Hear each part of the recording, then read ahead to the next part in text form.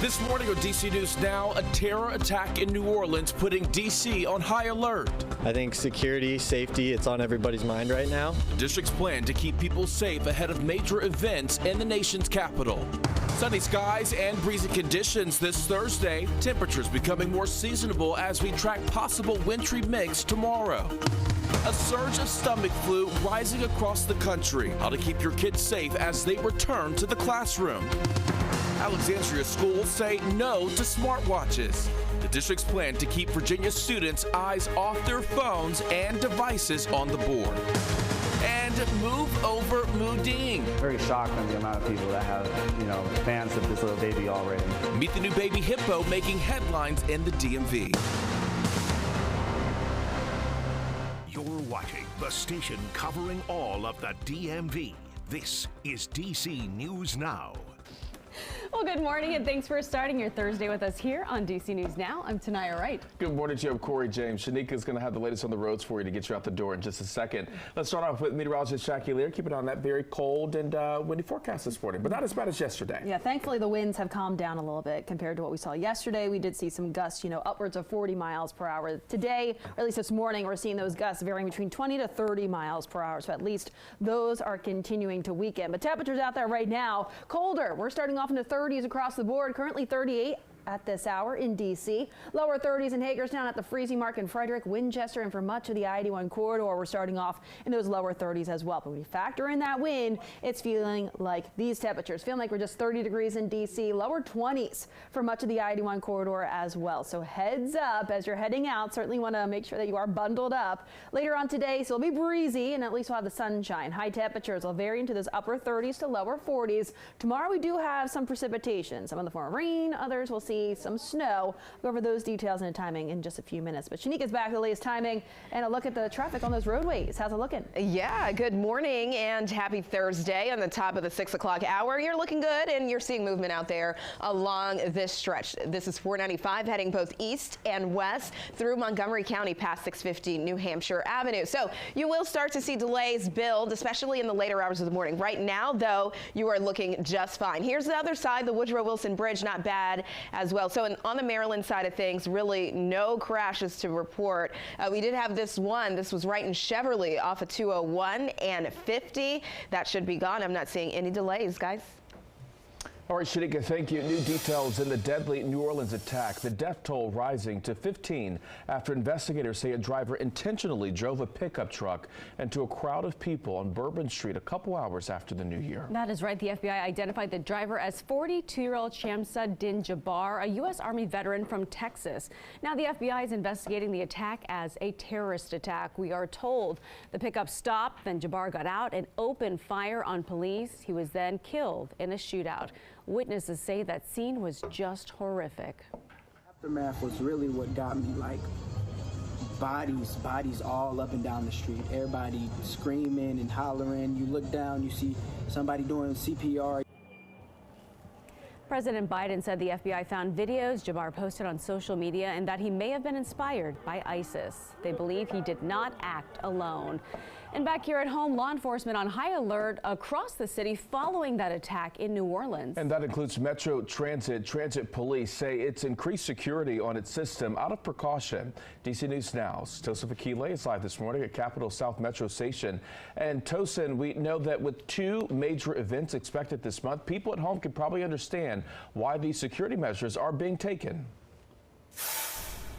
Yeah, Corey, you're absolutely right, because the city in D.C. getting ready for those two major events on top of being proactive and just kind of looking ahead and being on alert following what happened in New Orleans. So people who take the metro or people who pass by metro stations may notice more police presence. Like you said, we're here at the Capitol South Metro Station that is already close to the Capitol. That's already been seen these high fences that have been installed in place for a few weeks now ahead of inauguration and the vote count counting. And this move by Metro Transit is just a precautionary move after that heartbreaking attack in New Orleans. Let's take you to video of what happened New Year's Day morning in New Orleans. That disturbing attack happened in a lively French Quarter district. It led to reaction from law enforcement and cities across the country to be extra alert. Yesterday, MPD heightening its security posture across the city. Metro Transit Police doing the same. A statement from the department's police chief Michael Anzalo on X saying in part, quote, while there are no known threats on Metro, MTPD has heightened security across the system out of an abundance of caution. He goes on to say, as part of our standard procedure, we collaborate with local, state, and federal partners on all major security incidents, and we will continue those communications as the investigation develops. And with the certification of the votes and inauguration happening soon in the district, people visiting the district are understanding of the extra security. Having big events, the inauguration coming up, I think security, safety, it's on everybody's mind right now. It definitely is in the back of our heads, for sure. Just to be mindful and aware of our surroundings.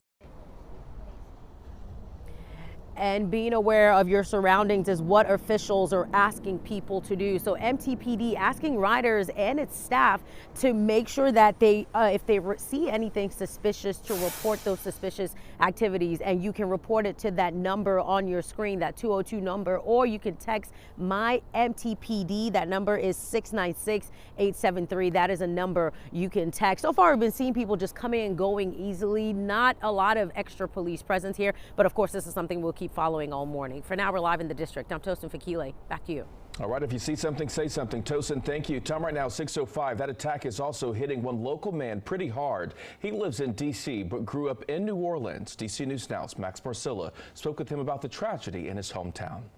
Just hours into the new year, New Orleans police beginning to investigate a truck attack that killed at least 15. And then the screaming, it was total chaos. It's an attack that has left too many families without loved ones and a city with heavy hearts. The spirit of our New Orleans will never, never, never be defeated. You don't have to go far to find examples of that spirit. Even though DC is now my, adopted hometown, I still have a lot of New Orleans pride. Kenyatta Robinson spent his first 17 years in New Orleans. It often goes back and visits Bourbon Street. When, we think of, the revelry or even, sometimes the not so great things that could happen down there, never in a million years would you imagine something like this. A shocking and devastating attack. Having this incident happen on Bourbon Street, that really cuts deep. That's sort of the iconic, heart of our city. It's the ethos of our city. Is where people come out and, gather and play. The heart of the city is broken right now. The joys of New Orleans are on pause. The Sugar Bowl, a college football playoff game, postponed until Thursday. But Robinson is urging for this time to be used to pray for everyone killed, injured, or impacted, and his home city. The city is strong. It will come back. All right, thank you, Max. Well, that deadly attack has also postponed the Sugar Bowl. That was set to be played yesterday at the Superdome, just a mile away from Bourbon Street. The game between Georgia and Notre Dame will now be played this afternoon at 4 p.m. Eastern Time. Officials say it was postponed for public safety. Now work is being done to make sure today's game will be safe and fun. And of course, stay with DC News Now as we continue to follow this developing story. You can always check out our website, dcnewsnow.com, for the latest. All right, in D.C., the search continues for the person who stabbed and killed a man in DuPont Circle Monday afternoon. Officials say 36-year-old Dominique Ratiff died at the hospital. D.C. News Now spoke with John Tibbs. He says he first met Ratiff when he was homeless. He invited me and my son to stay in his house, man. People don't do that nowadays, so he's real good, honest, thoughtful person, man. He give you the shirt off his back. And so far, a motive has not been released. If you have any information about the stabbing, call D.C. Police. Metro Transit Police also investigating a stabbing on a Metro bus in Northeast D.C. This happened at the Minnesota Avenue station yesterday. Police say a man and the suspect were fighting on the bus. That's when they say the suspect pulled out a knife and then stabbed the man. The victim was taken to the hospital and is expected to be okay. Police are now looking for the suspect. And in Anne Arundel County, a 9-year-old fighting for his life after using an indoor ignitable liquid flame kit. Now the kit sparked a fire while that child and mother were making s'mores. The U.S. Consumer Product Safety Commission now warning people not to buy or use these indoor fire pits. They also warn sellers to stop selling them. The products are known to cause severe burns within seconds.